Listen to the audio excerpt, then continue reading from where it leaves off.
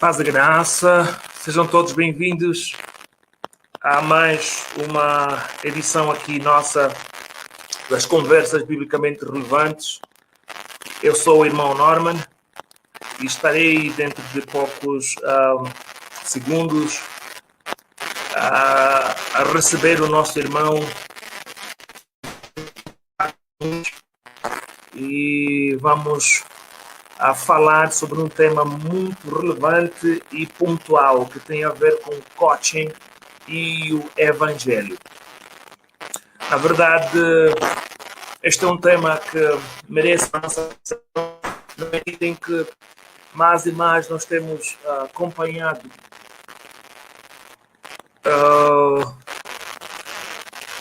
muitas igrejas vão tendo atividades de coaching. E então, isso, de alguma forma, acaba sempre por afetando a nossa interpretação das Escrituras.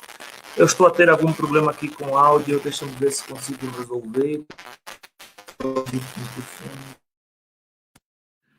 Ok, espero que agora as coisas tenham melhorado. Vou repetir o que eu estava a falar.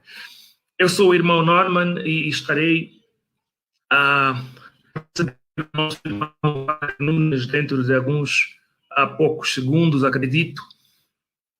A nossa conversa será em torno da temática coaching e evangelho. Tem sido já um fenômeno observado evangélico, não somente pentecostal ou carismático, inclusive também no seio de igrejas que, de alguma forma, se identificavam com uma linha evangélica mais tradicional, mais fundamentalista, ou mais fundamental, para tirar a conotação negativa, de alguns elementos do coaching. E essa precisa ser entendida. Será que há alguma invasão aqui que está a ser vista, ou na verdade vamos encontrar uma harmonia entre o evangelho e coaching? O que é o coaching? Há algum problema com coaching? Então, na nossa praça aqui em Angola, nós temos muitos pregadores que em alguma parte se apresentam como pastores, em outra parte se apresentam como coach. Se formos a ver mesmo na forma como muitos no Facebook, nas redes sociais, eles têm fulano de tal, pregador, pastor, bispo, alguma coisa, coach, etc. E alguns, inclusive, já vi, tem aí o Master Coach. Então, nós queremos ver isso à luz das Escrituras. O nosso irmão Wagner ainda não está aqui.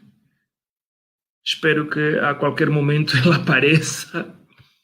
Então, é essa com o irmão Wagner, tentar entender de onde surgiu esse movimento, quais são as suas características, quais são as suas tendências e como é que nós, como cristãos, podemos interpretar esse fenômeno, podemos abraçar, devemos rejeitar, quais os cuidados a ter, quais os perigos traz esse movimento.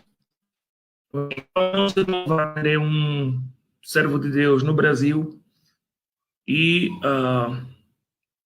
a qualquer instante ele estará aqui para se apresentar melhor e falar um pouquinho de quem ele é, do que ele faz. E na verdade, tivemos a ousadia de convidá-lo, eu particularmente, a partir do testemunho que eu fui ouvindo dele, parte de nossos irmãos que o conhecem, têm interagido com ele já faz um bom tempo. Então, acredito que será uma boa conversa hoje com o nosso irmão Wagner Nunes. O irmão Wagner já está aqui, já vou puxá-lo à nossa tela. Vocês que estão a acompanhar, infelizmente hoje a nossa live está a ser transmitida somente via Facebook, e isso na página Espada e Fogo. Se inscrevam na página, compartilhem o link, porque há muita gente que não sabe que hoje só vai ser nesse link, embora nós avisamos. E também não parem de compartilhar esses conteúdos e se inscreverem no canal do YouTube para fazer crescer o canal, deixem um like, deixem mensagens.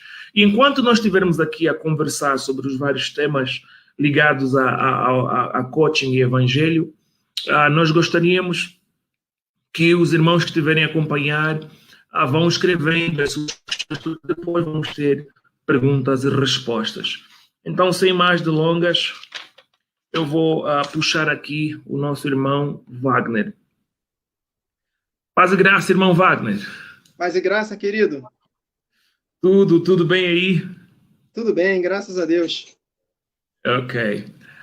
Eu estava aqui a introduzir o tema e a falar a dar uma ideia do que é que nós vamos conversar hoje, mas fica sempre aquela situação, quem é o irmão Wagner Nunes? Então gostaríamos de ouvir o irmão Wagner falar um pouquinho de si e, sobretudo, como abraçou o evangelho e tem vivido essa palavra de Deus. Amém. Eu fui criado no evangelho, né? Minha mãe aceitou Jesus quando eu tinha 4 anos de idade, e de lá para cá eu nunca mais saí dos caminhos do Senhor. Eu me lembro até hoje eu levantando as mãos num culto infantil, eu era bem criança, e isso nunca saiu do meu coração. Recebi a Jesus como meu Senhor, e enfim, estou caminhando com Ele desde então. É um caminho sem volta, né? Em nome de Jesus, né? Nosso caminho sem volta. Claro que há muitas circunstâncias que tentam nos puxar para poder se afastar do evangelho, mas é uma escolha que nós fazemos pelo resto da vida, né? Embora está na palavra que aquele que julga estar firme, cuide para que não caia. Há possibilidade, sim, de nós cairmos da graça, mas quanto mais nos envolvemos com a palavra de Deus, ela vai moldando os nossos pensamentos e, consequentemente, as nossas ações serão de acordo com a verdade. Então, é a palavra de Deus que nos sustenta, não há outro caminho, não há outra maneira de nós vencermos as inclinações da nossa carne, a não ser pela palavra de Deus. É ela que nos capacita a discernir todas as coisas. Eu trabalho no comércio, né? Eu sou gerente financeiro, sou casado desde 2006, né? Com minha digníssima esposa, maravilhosa, que Deus me deu.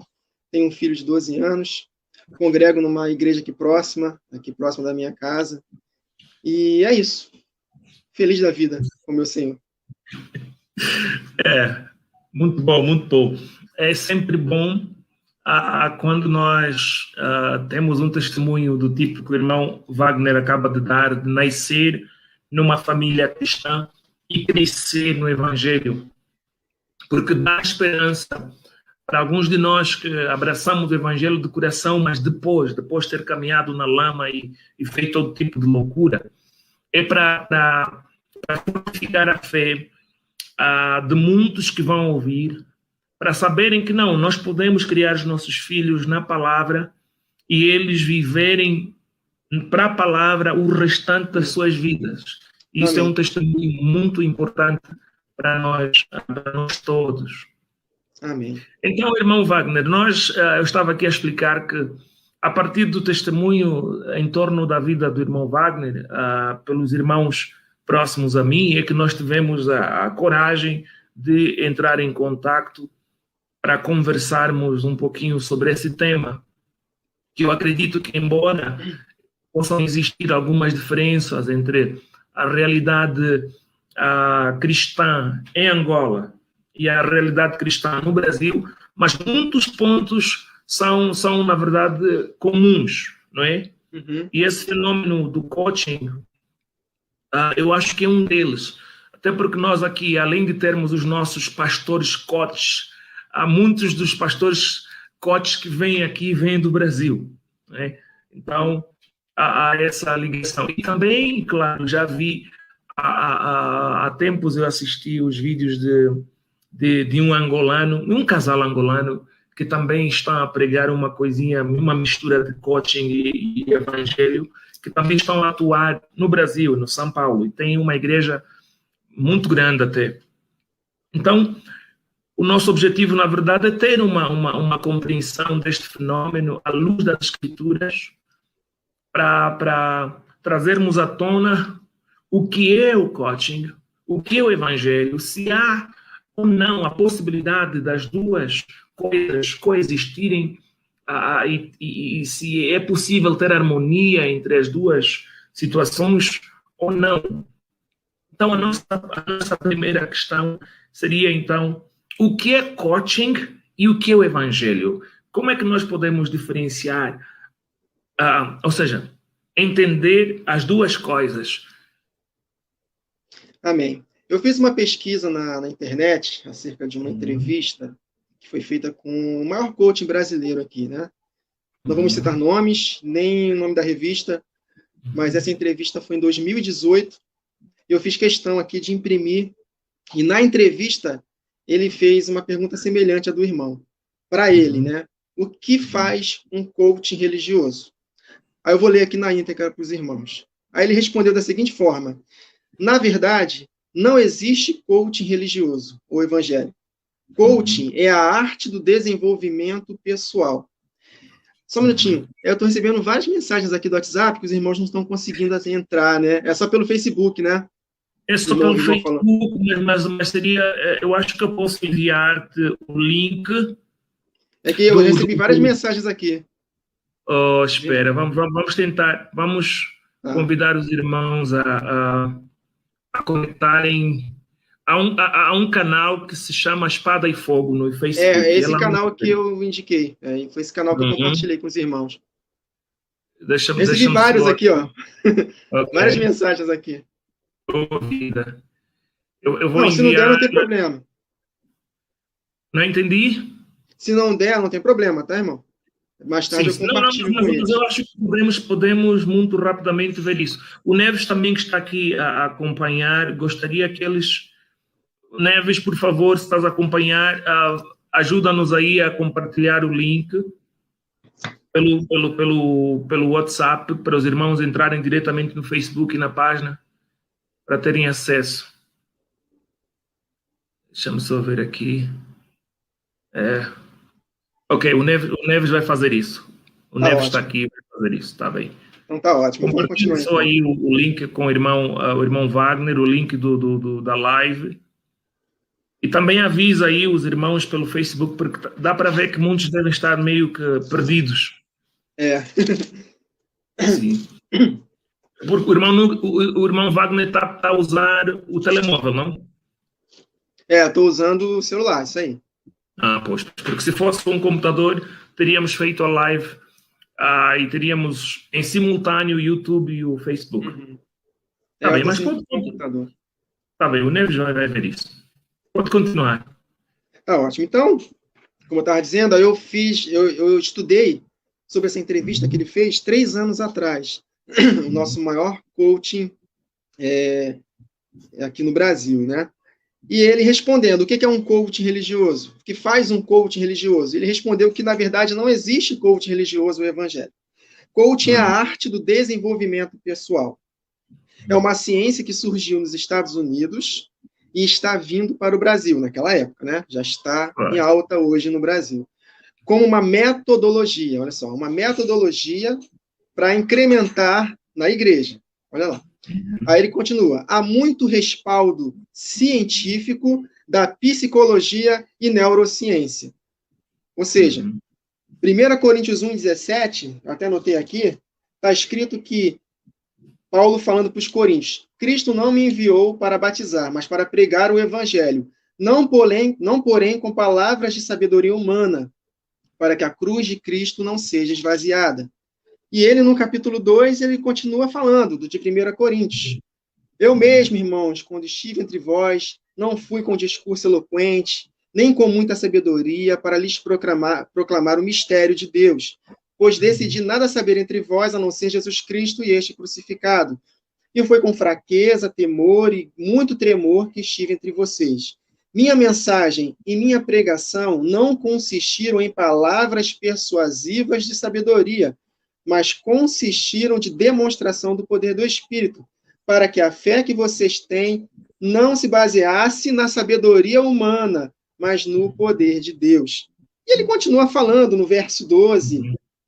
Ele fala que nós, porém, não recebemos o Espírito do mundo, mas o Espírito procedente de Deus, para que entendamos as coisas que Deus nos tem dado gratuitamente. Delas, porém, falamos, não com palavras ensinadas pela sabedoria humana, mas com palavras ensinadas pelo Espírito, interpretando verdades espirituais com as espirituais.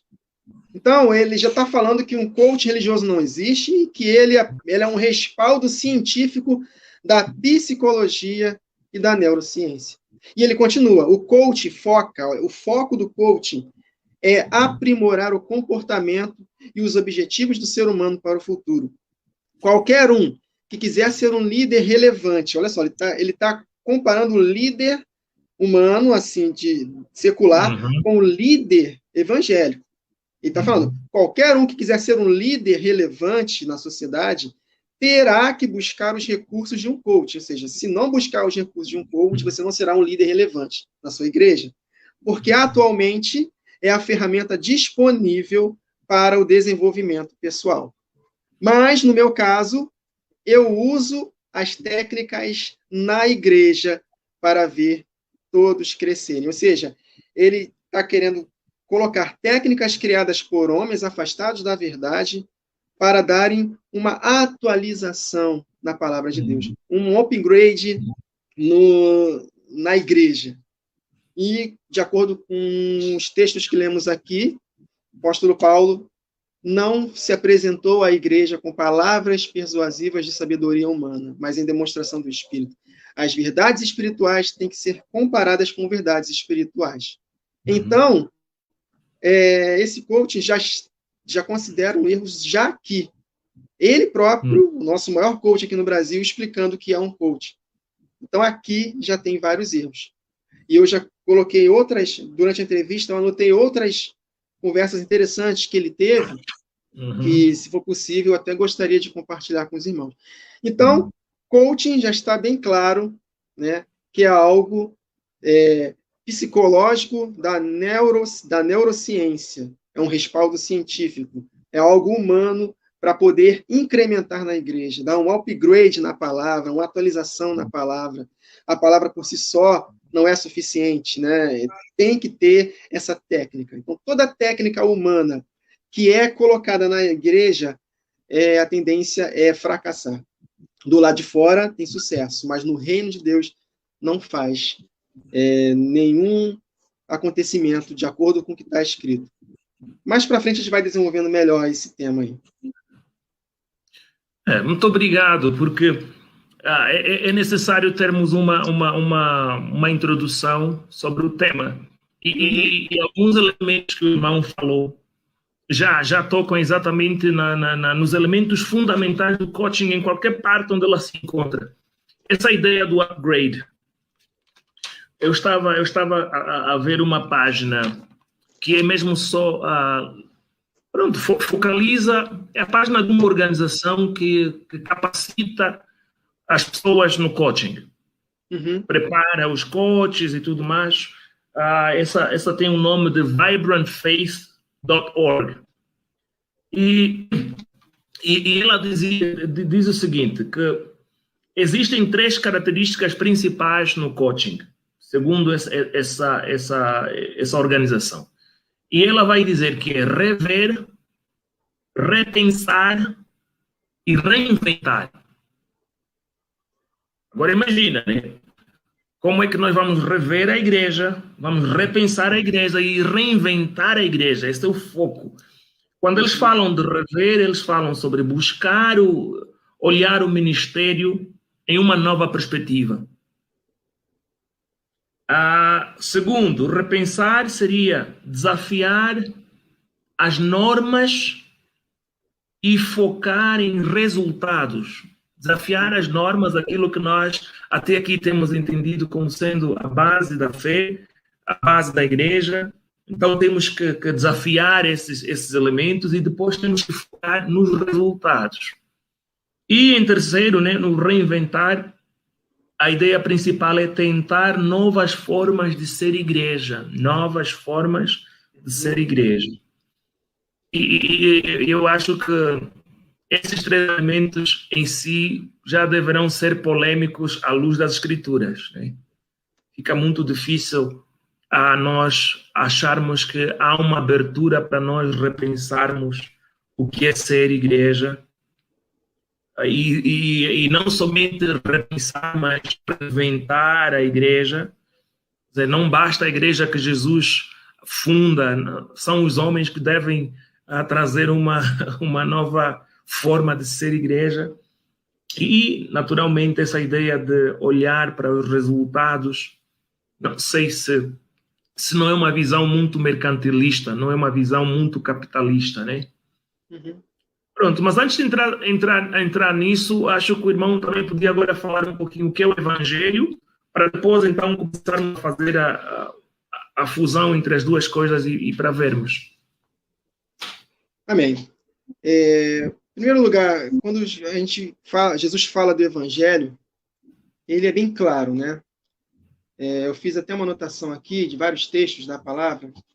Eu vou ler apenas um, Mateus capítulo 10, versos 28 a 39. O Evangelho, segundo o Senhor Jesus, é isso aqui. Mateus capítulo 10, versos 28 a 39. Ele fala o seguinte: não temais os que matam o corpo e não podem matar a alma. Temei antes aquele que pode fazer perecer no inferno tanto a alma como o corpo.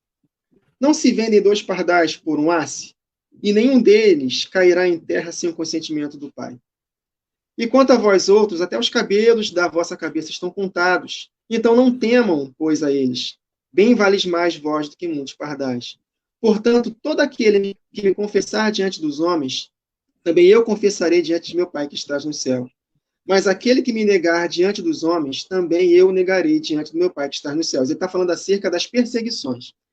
Confessar a Jesus diante dos homens, diante das tribulações e perseguições pela palavra. João foi bem claro quando ele foi arrebatado em espírito na ilha de Patmos. Ele disse para os irmãos: eu sou companheiro de vós na tribulação por causa do testemunho de Jesus Cristo e da palavra de Deus. Aí ele continua no verso 34, Jesus: não penseis que vim trazer paz à terra. Não vim trazer paz, mas espada. Pois vim causar divisão entre os homens e seu pai, entre a filha e sua mãe, entre a nora e sua sogra.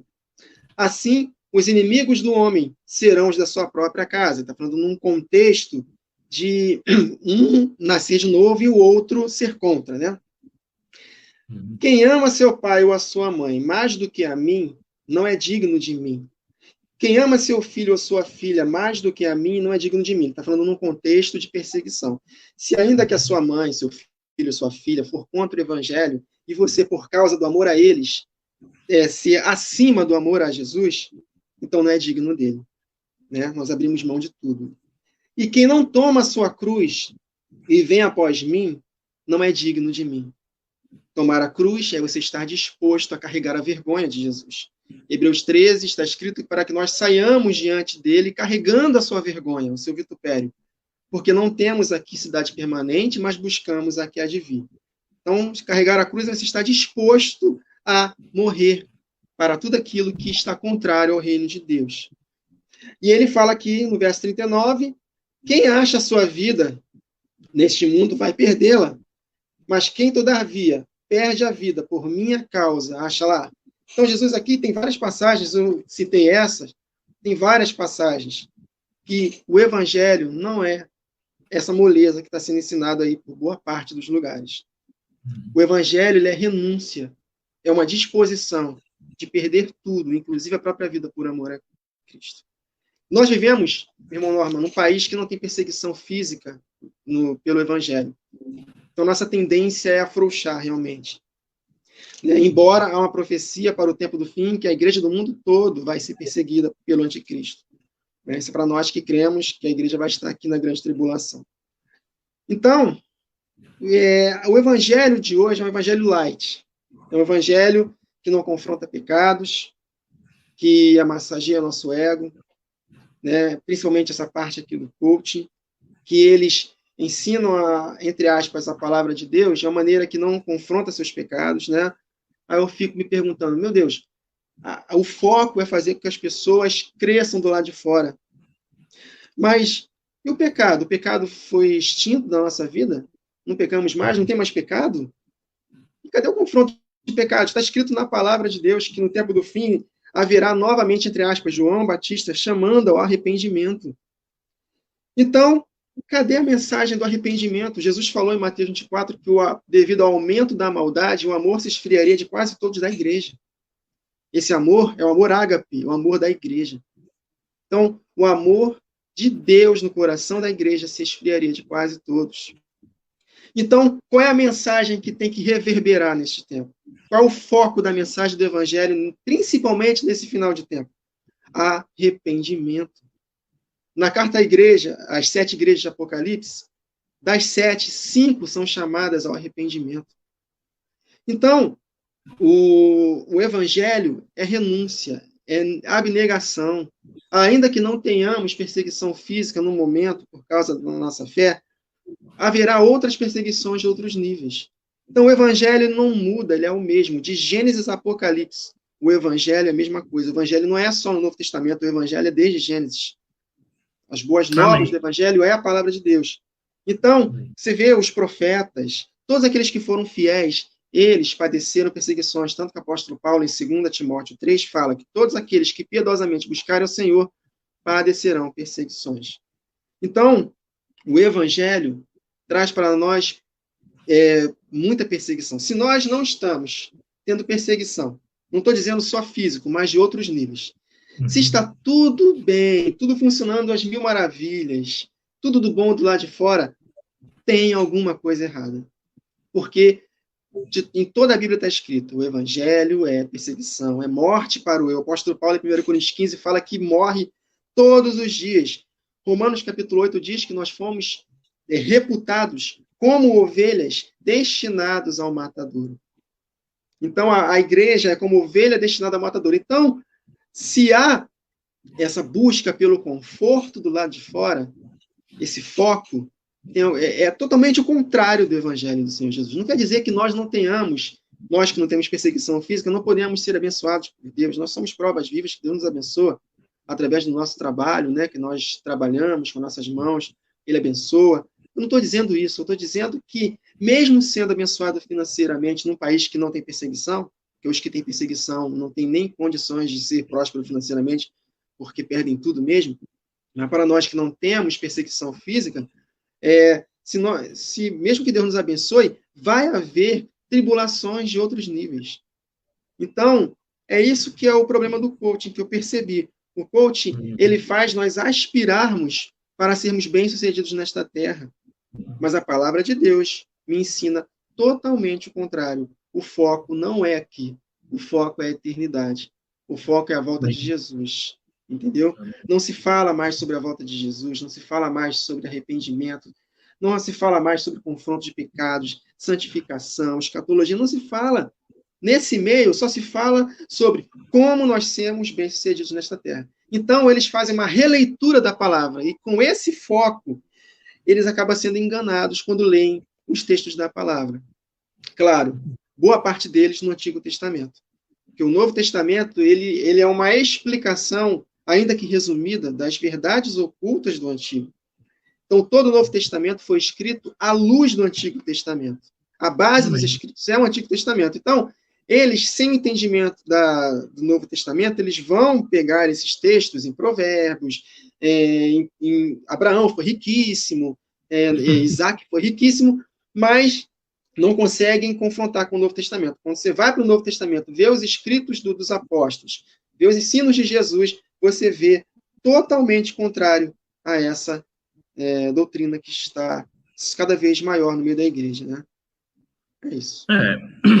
Eu quando falavas sobre a ausência da pregação que fala sobre o arrependimento, que chama as pessoas à santidade, a focar na eternidade, em Cristo. Isso é uma das coisas que vai caracterizar o coaching já de raiz. Segundo a investigação que eu fiz, há um livro que foi lançado em 1974 pelo senhor Timothy Galway, acho que é isso, Timothy Galway. E este vai ser o livro que é considerado como o que abre a porta para esse coaching moderno que nós temos.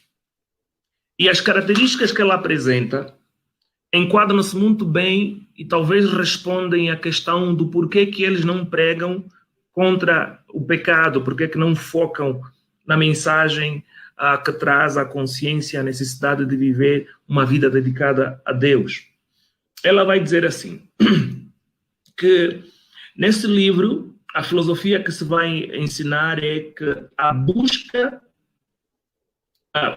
O fundamento desse livro, ela tem o título The Inner Game of Tennis, o jogo interior do tênis, seria mais ou menos assim a tradução. Que ela vai analisar, vai buscar ajudar os jogadores de tênis a atingir e a descobrir o seu verdadeiro potencial. Okay? Eu acho que já temos aí a ideia do potencial que fica no coração dessa teologia. E ela vai dar 4 passos. O primeiro passo é que deve-se fazer uma observação crítica.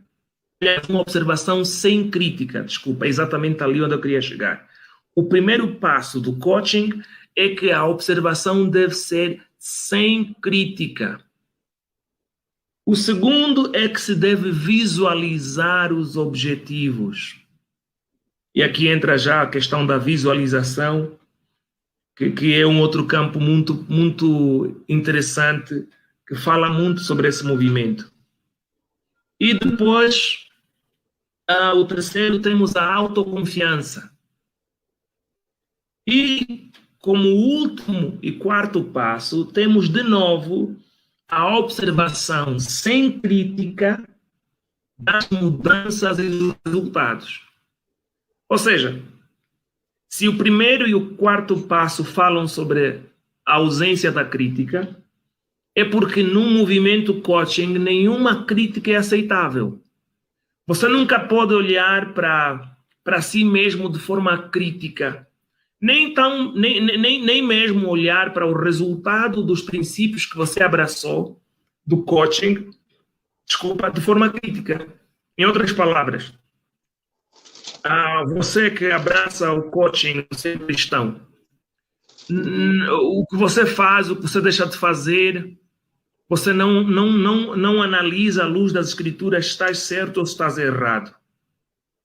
E segundo, você abraça toda a doutrina que o coaching vai ensinar sobre o teu potencial, sobre ser bem-sucedido, ser próspero em todos os campos da tua vida, mesmo quando o resultado não casar com isso que você abraçou, também não podes olhar para aquilo de forma crítica.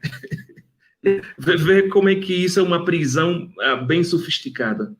E claro, o segundo ponto, que é a visualização.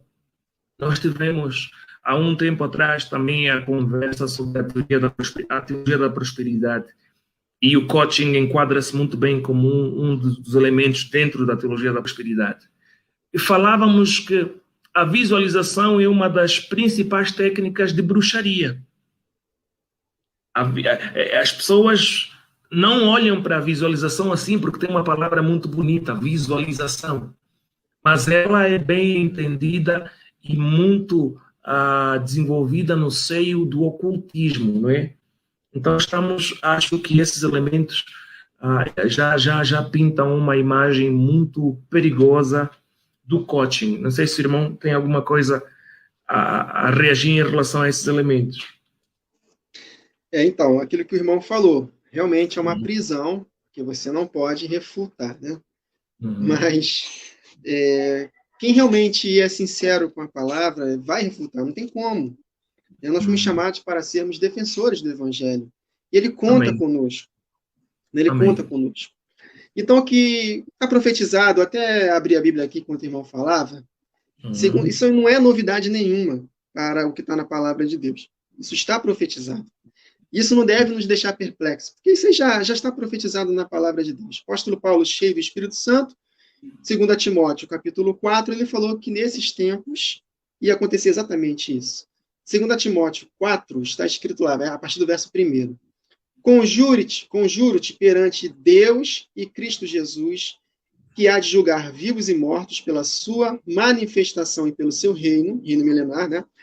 Pregue a palavra, insta, quer seja oportuno, quer não, corrige, repreende, exorta com toda a paciência a doutrina. Por quê?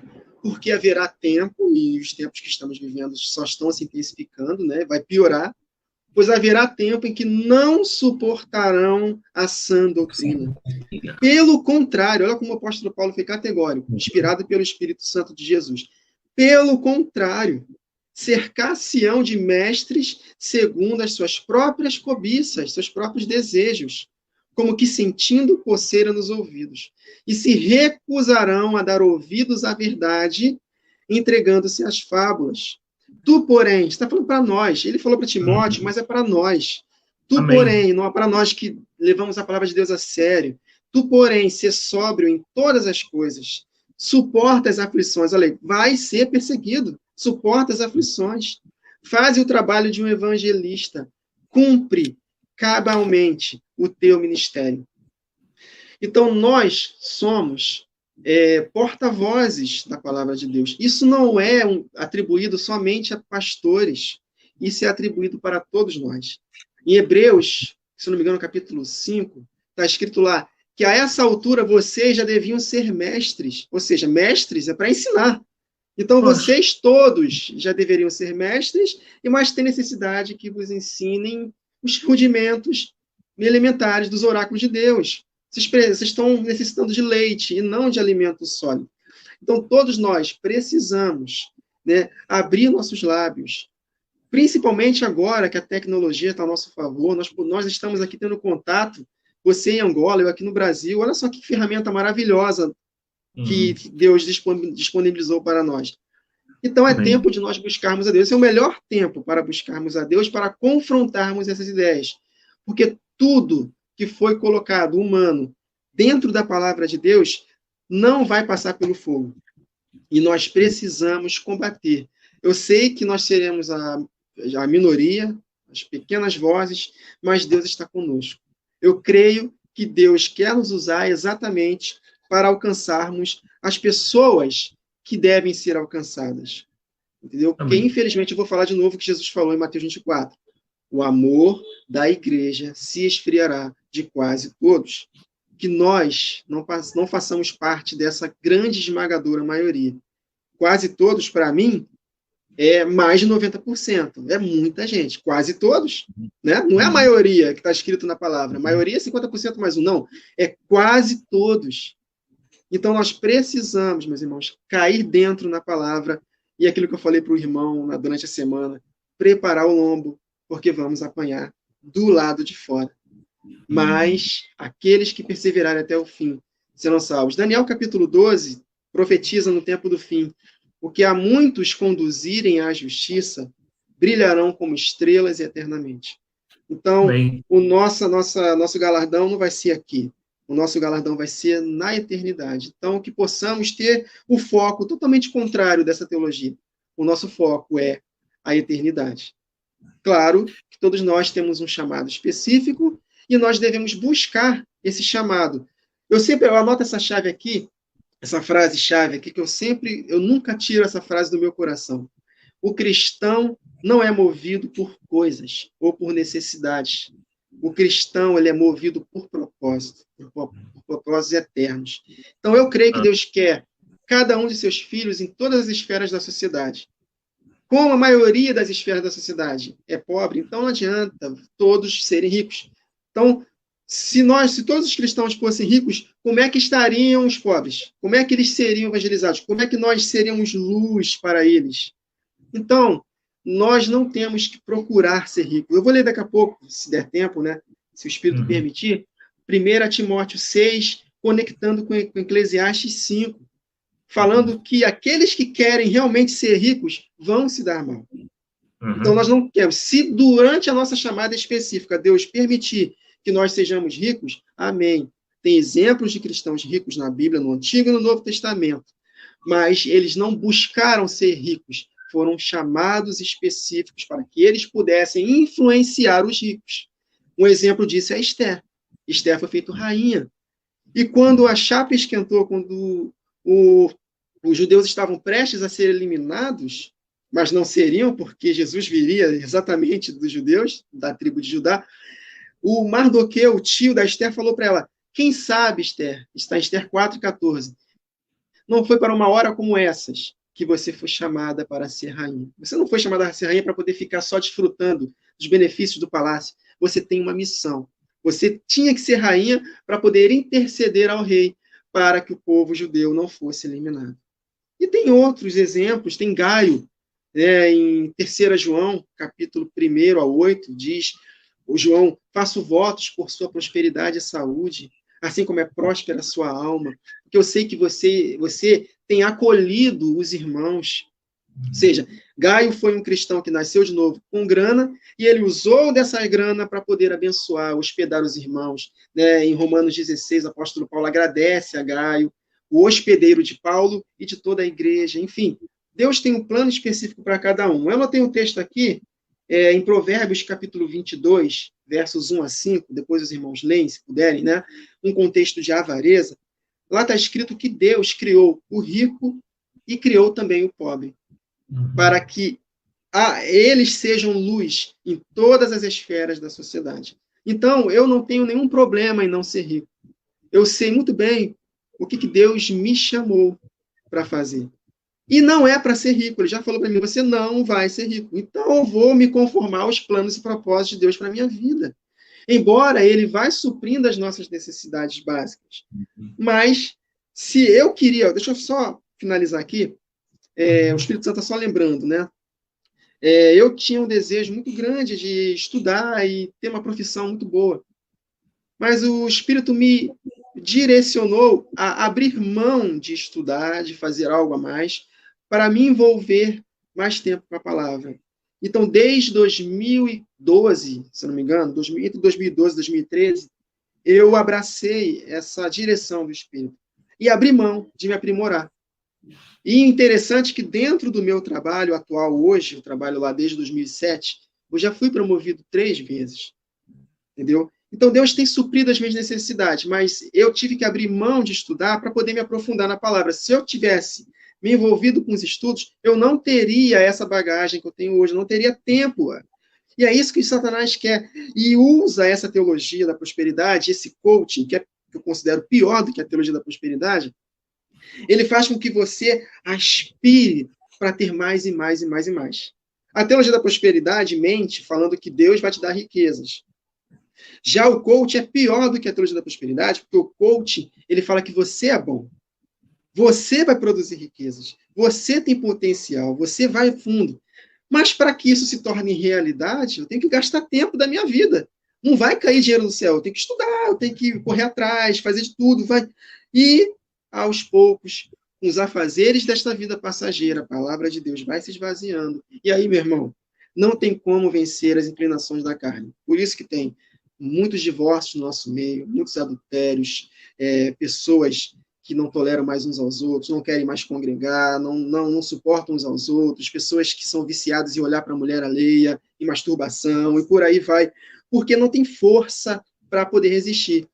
Porque o salmista, no Salmo 119, diz que ele escondia a palavra do coração dele para ele não pecar contra Deus. E um pouquinho antes ele fala, com que purificará o jovem o seu caminho? Observando de acordo com a sua palavra. Então, se a palavra de Deus, que nós lemos no início, 1 Coríntios 2, que são comparadas em verdades espirituais com espirituais, o nível espiritual nosso está lá embaixo, nós não vamos vencer as inclinações da carne. Então, a tendência do coach é fazer muitos cristãos prósperos, mas muitos cristãos sem verdade, sem a força capacitadora de Deus para poder vencer as inclinações da carne. E sabe o que acontece? Exatamente isso que eu falei. divórcios, pecados, e por eles não confrontarem pecados, então está tudo bem comigo. Eu sou, como um desses coachings disseram, né? Um outro coaching disse que nós somos o ponto fraco de Deus. Olha aí, nós. Deus tem um ponto fraco agora, e nós somos o ponto fraco de Deus. Ou seja, o evangelho que era para ser cristocêntrico, toda a honra e toda a glória ao Senhor Jesus, transformou em glória para o homem. Não estou dizendo que nós não temos glória, mas nossa glória é em Cristo Jesus. Cristo. Né? O apóstolo Paulo é bem claro em Efésios 3. A ele, o Pai, seja a glória em Cristo Jesus na igreja. Então, a glória também é na igreja. Nós participamos da sua glória, mas é por causa dele. Estou lembrando aqui agora, obrigado, Jesus, dos 24 anciãos, coroados. O que eles fazem com suas coroas? Retiram suas coroas e depositam aos pés de Jesus. E atribui a ele, tributa a ele toda a honra, toda a glória, todo o louvor. Nós somos glorificados por causa de Cristo Jesus. Amém. Então, o nosso foco é ele, e não nós. O coach traz o foco para nós. E tanta coisa boa que o irmão falou, que eu ia fazer uma questão, mas achei que valerá a pena trazer uma passagem que nós, inclusive, meditamos ainda ontem com os irmãos. E falávamos sobre a igreja aguada, a igreja misturada, não é? Em Isaías 1, nós lemos Deus a desabafar a sua indignação pela forma como Israel havia se tornaram como se um vinho misturado com água, né? E essa mistura faz muito sentido com aquilo que nós estamos aqui a falar sobre o coaching.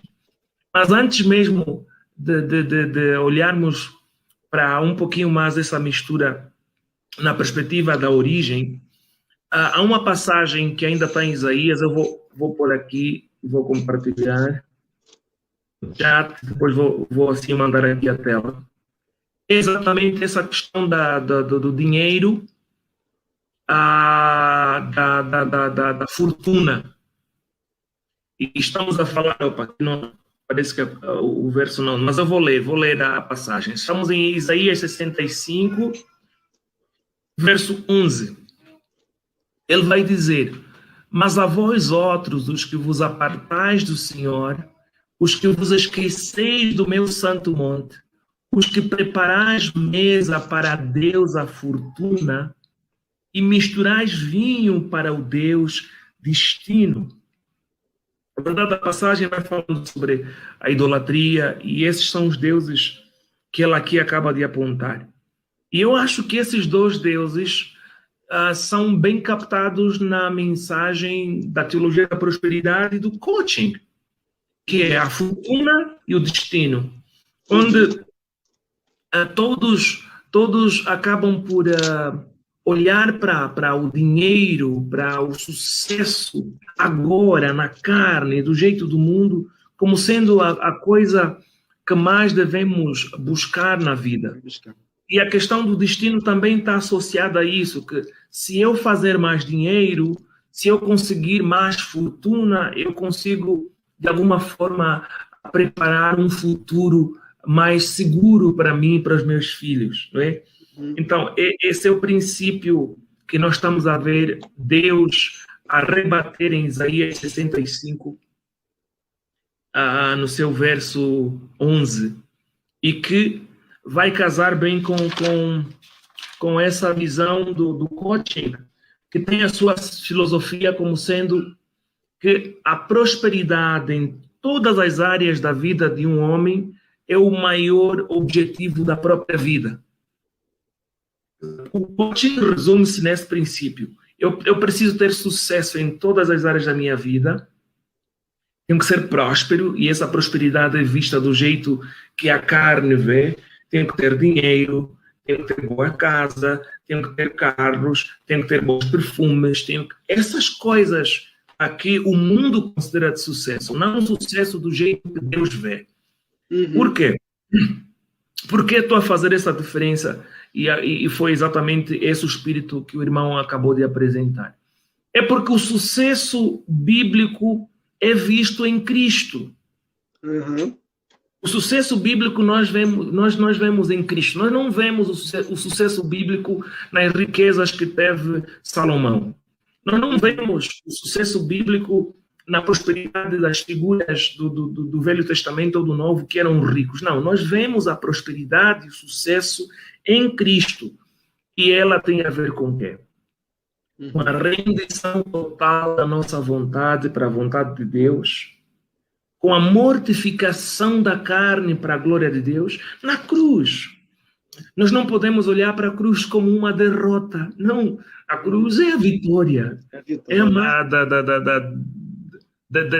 dessa realidade que o Velho Testamento já nos avisa sobre o que está a acontecer. Não é nada de novo. Sim. Quais são... eu vou ter que correr agora por causa da questão da eletricidade.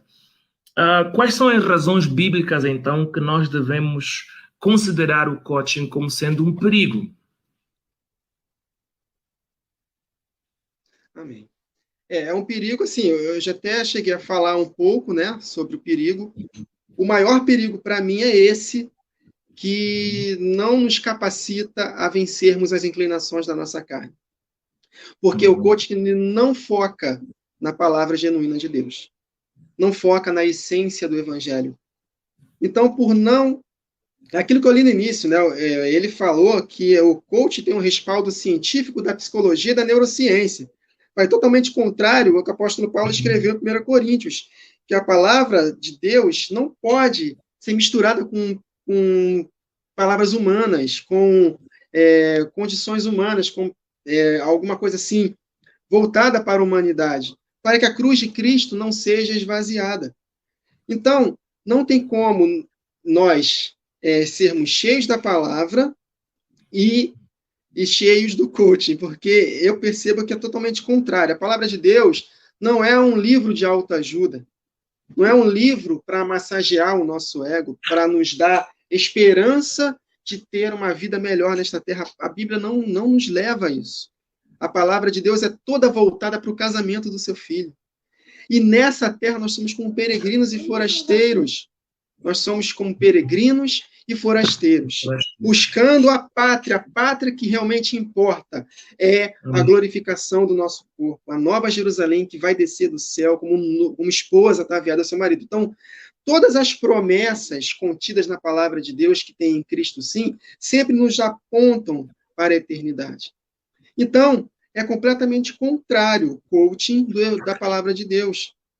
Tudo que é pregado na palavra de Deus, que nos leva a aspirar, a gemer para termos conquistas materiais, não é o genuíno evangelho. Deixa eu ler aqui com os irmãos bem rápido. 2 Coríntios, capítulo 5. Olha só como o apóstolo Paulo é bem categórico. 2 Coríntios, capítulo 5.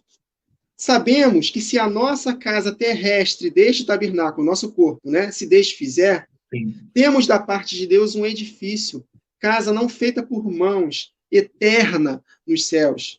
Isso aqui o apóstolo Paulo está tendo como base o Antigo Testamento. Tudo que ele escreveu foi como base o Antigo Testamento. Ele continua. E por isso, neste tabernáculo, olha, ele está lembrando do tabernáculo de Moisés, gememos, aspirando por sermos, olha só, gememos, aspirando por sermos revestidos da nossa habitação celestial. Se, todavia, formos encontrados vestidos e não nus, prontos, pois, na verdade, os que estamos neste tabernáculo, corpo, gememos, angustiados, não por querermos ser despidos, mortos, não, mas revestidos, gememos para sermos revestidos, para que o mortal seja absorvido pela vida. Olha o detalhe no verso 5. Ora, foi o próprio Deus quem nos preparou para isto, outorgando-nos o penhor do Espírito, né? que é a habitação do Pai e do Filho em nós, unidos no mesmo Espírito. Temos, portanto, sempre bom ânimo, sabendo que, enquanto estamos no corpo, estamos ausentes do Senhor. Ausentes nesse sentido, ausentes de termos nossos corpos glorificados para casarmos com Ele, visto que andamos por fé e não pelo que vemos. Nós andamos pela fé, o firme fundamento das coisas que se esperam e a convicção das coisas que eu não vejo. Em Romanos 8, o apóstolo Paulo falando do tempo do fim, ele fala, a esperança que se vê não é esperança, Mas se esperamos aquilo que não vemos, com paciência aguardamos. Em 1 Coríntios 13, ele fala, agora permanecem a fé, a esperança, o amor. Desses maior é o amor. Porque o amor é eterno, nunca acaba. Mas a fé e a esperança vão acabar. Enquanto estamos nesse corpo, precisamos de fé, precisamos de nos alimentar dessa esperança. A única esperança da igreja, a volta de Jesus. Então, tudo que foi escrito na palavra de Deus nos faz aspirar pela eternidade. A promessa, lendo aqui Hebreus, capítulo 10, se eu não me engano, está escrito que nenhum dos patriarcas receberam das promessas. Nenhum deles. Enquanto tiveram vida, não receberam. Olhavam para elas. Sim. Entendeu? Eles vão receber no dia da ressurreição.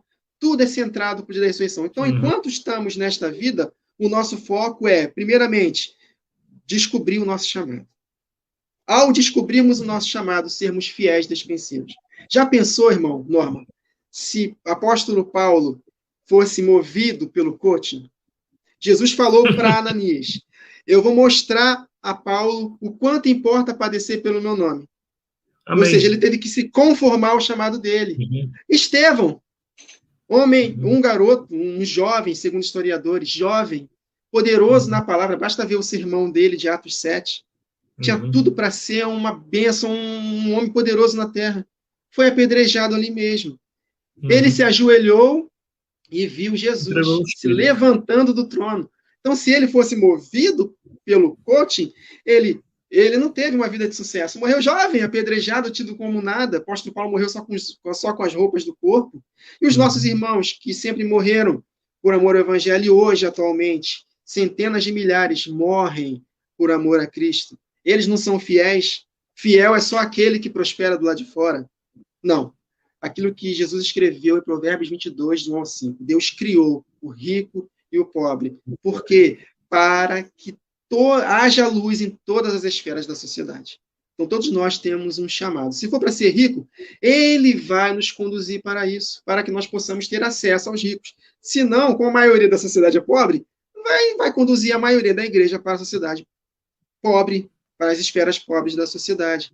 Então, o foco é esse, aquilo que eu falei para os irmãos, né? A frase-chave que Deus colocou no meu coração. O cristão, ele não é movido por coisas ou por necessidades transitórias.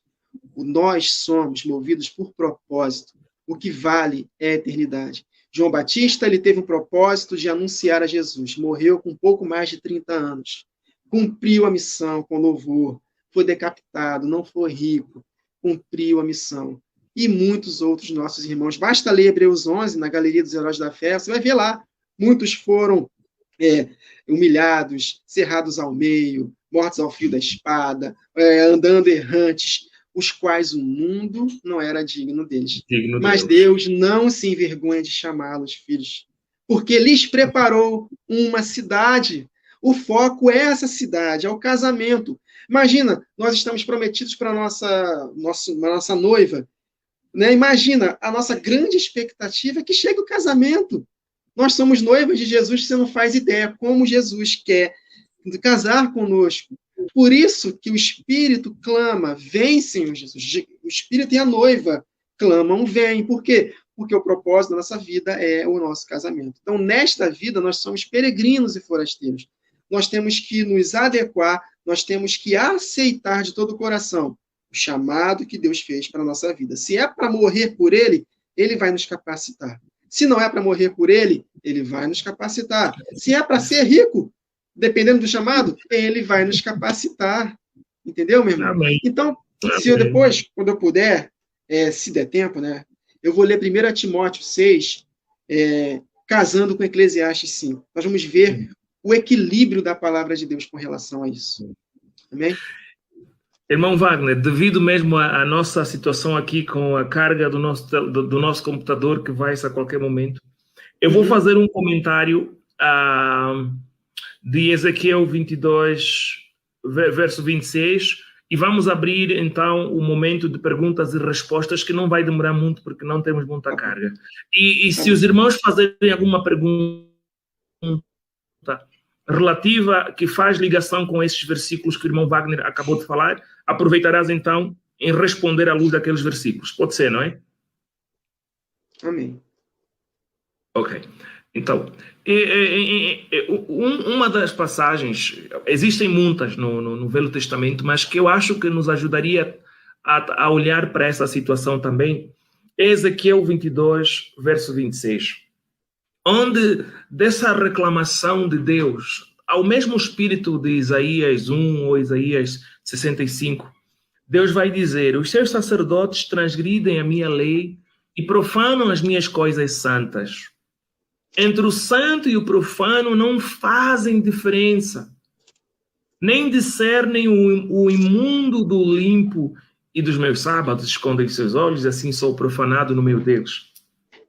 Pronto, o que eu queria aqui olhar é que quando nós estudamos o Velho Testamento e as Escrituras como um todo, um dos pensamentos fundamentais é sobre a santidade.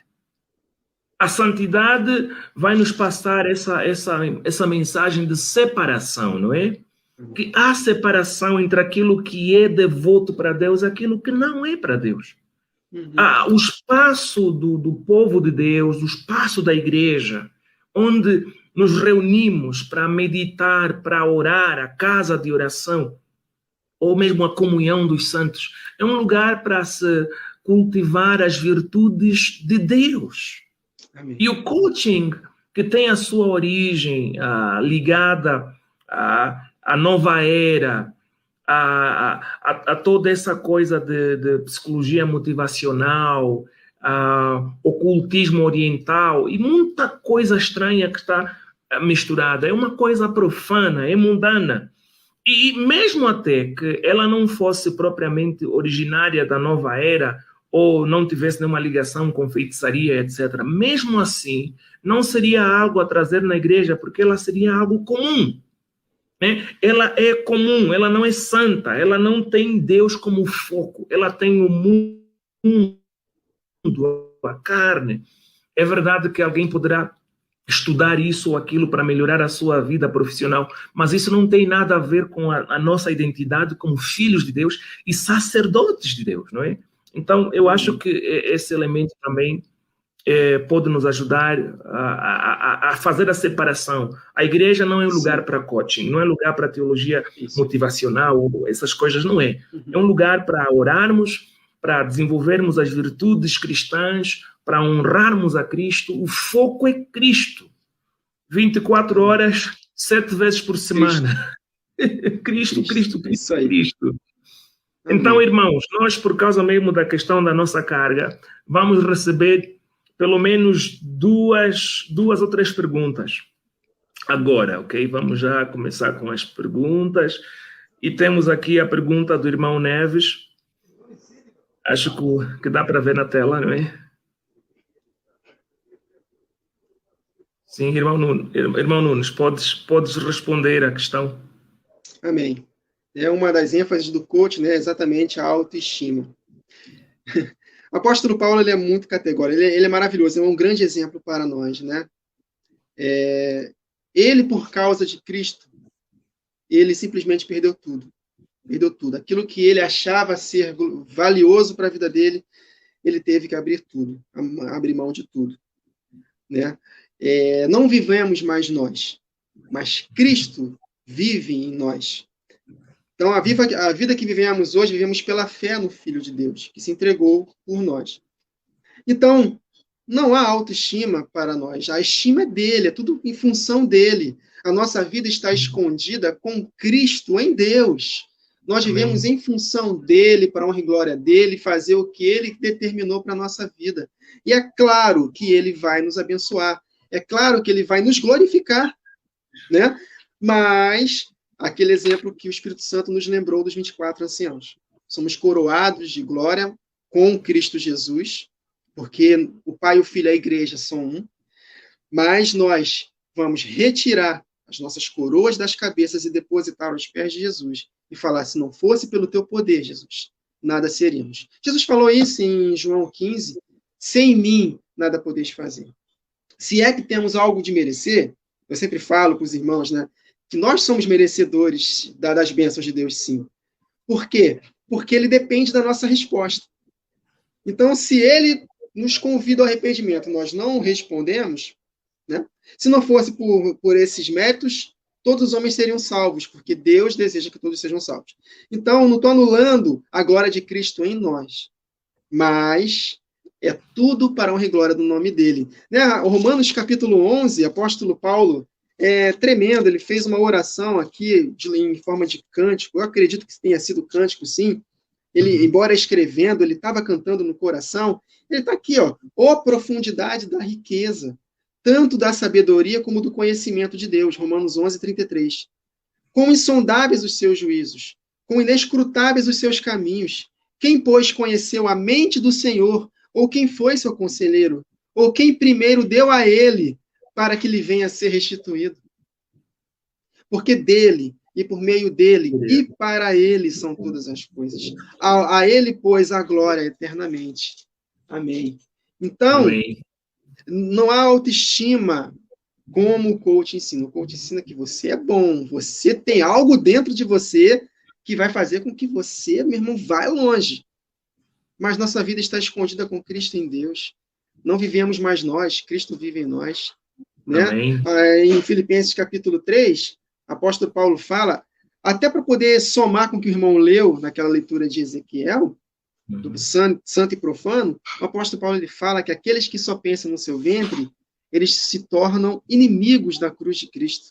Olha só, Filipenses 3,17. Irmãos, sede imitadores meus, e observai os que andam segundo o modelo que tende em nós.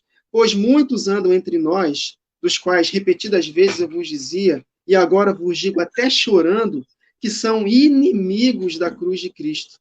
O destino deles é a perdição. O Deus deles é o ventre, eu mesmo. E a glória deles está na sua infâmia. O que é isso? O que é ser inimigo da cruz de Cristo? Ele explica. Visto que só se preocupam com as coisas terrenas.